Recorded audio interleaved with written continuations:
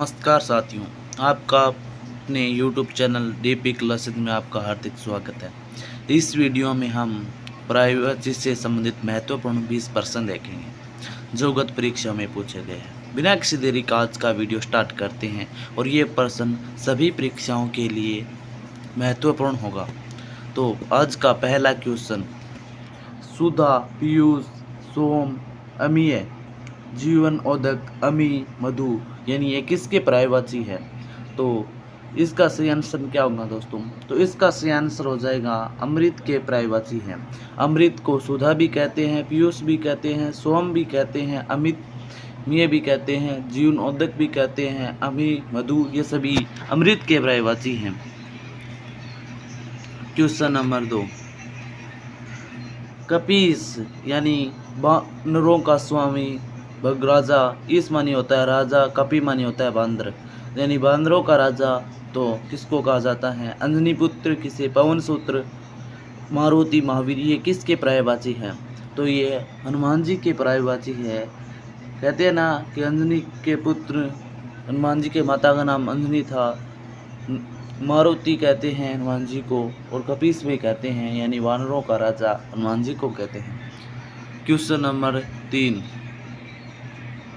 जानकी, वैदेही, भूमिजा, रामपेरिया, तो ये सभी किसके पर्यायवाची है? ये सभी सीता के पर्यायवाची है, क्योंकि भूमिजा मतलब यानी भूमि से जन्म लेने वाला, तो माता सीता को भूमि से उत्पन्न बताया जाता है। और रामप्रिय, राम को प्रिय थी सीता, इसलिए रामप्रिया भी हो गया। जानकी सीता का नाम था, जानकी था, और वैदेही यानी वैदेही की राजकुमारी थी, इसलिए सीता के चारों पर्यायवाची सीता के हैं। क्वेश्चन नंबर 4, पर्वतराज, नगराज, हिमगिरी, हिमवान, ये किसके पर्यायवाची हैं? तो ये सभी हिमालय के पर्यायवाची हैं, यानी पर्वतों का राजा किसे कहते हैं? हिमालय को। नगराज, नग माने होता है पहाड़ या पर्वत, तो उसका भी राजा हिमालय है। हिमगिरी यानी हिम का पहाड़, गिरी माने होता है पहाड़, तो हिमालय होता है। हिमवान यानी हिम को धारण करने वाला, तो हिमालय को कहते हैं। क्वेश्चन नंबर 5,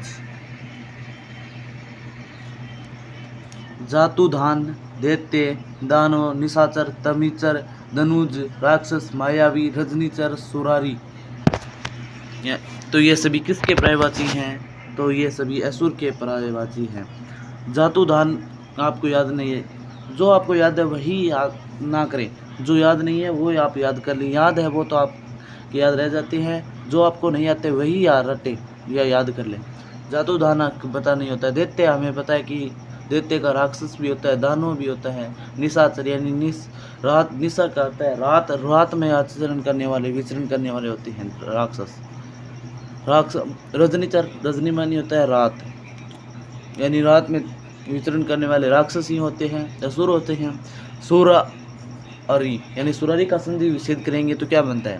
सुर प्लस अरि बनता है, तो यानी देवता, सुर मानी होता है देवता, और ही मानी होता है शत्रु, यानी देवताओं का शत्रु कौन होते हैं? राक्षस होते हैं, तो इसका सही आंसर हो जाएगा असुर। क्वेश्चन नंबर 6, विपिन, कानन, वन, अटवी, जंगल, कांतार, दावा, ये किसके पर्यायवाची है? तो ये सभी अरण्य के पर्यायवाची है। अरण्य को जंगल भी कहते हैं, अटवी भी कहते हैं, कांतार भी कहते हैं, और दावा भी कहते हैं अरण्य को। क्वेश्चन नंबर 7,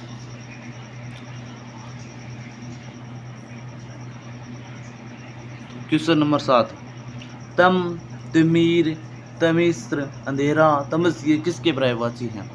तो ये सभी अंधकार के पर्यायवाची हैं। अंधकार, अंधकार यानी रात, रात का नहीं है, ये अंधेरे के पर्यायवाची हैं।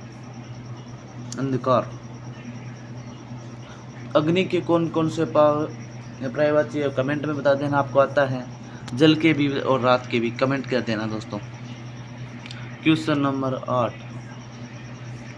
निराधा, तिरस्कार, अवमानना, बेइज्जती, ये किसके पर्यायवाची हैं? तो ये सभी अपमान के पर्यायवाची है। कहते हैं ना, मेरा निरादर कर रहा है, मेरा तिरस्कार कर रहा है, मेरी बेइज्जती कर दी, तो ये अपमान करना होता है, अपमान, तो ये सभी अपमान के पर्यायवाची हैं। क्वेश्चन नंबर 9, घोटक, तुरंग, है, वाजी, सेंधो, घोड़ा। तो ये तो सभी को पता होगा। इसका सही आंसर क्या होगा? ये इसका सही आंसर हो जाएगा अश्व। अश्व का और तो सभी याद रह जाते हैं, एक संधव नहीं रहता और एक घोटक याद नहीं रहता। तो ये दो इम्पोर्टेंट हैं, यानी पर्यायवाची अश्व के।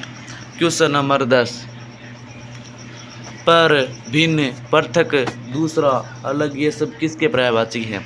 तो ये सभी अन्य के पर्यायवाची है। ये तो सभी को आ गया, क्योंकि अन्य कहते हैं ना, अन्य, पर, दूसरा, भिन्न, वो तो भिन्न है, अलग है, पृथक दूसरो है, अलग है, ये सभी अन्य के पर्यायवाची हैं।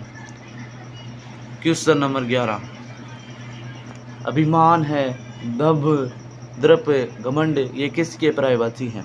तो ये अहंकार के पर्यायवाची हैं। तो इसे बहुत ज़्यादा अभिमान है, अहंकार है, इसे द्रप है, घमंड है, अहंकार के पर्यायवाची हैं। क्वेश्चन नंबर 12, भृत्य, किंकर, दास, परिचारक, सेवक, ये किसके पर्यायवाची हैं? तो ये सभी किसके पर्यायवाची है दोस्तों? तो ये अनुचर के पर्यायवाची हैं। अनुचर किसे कहते हैं दोस्तों? दास को, सेवक है वो अनुचर। अनु में बड़ा नु आए तो वो राक्षस का हो जाता है, और ये अनु छोटा है तो ये सेवक हो गया, दास हो गया, नौकर हो गया, यह सभी उसके पर्यायवाची हैं। Question number 13,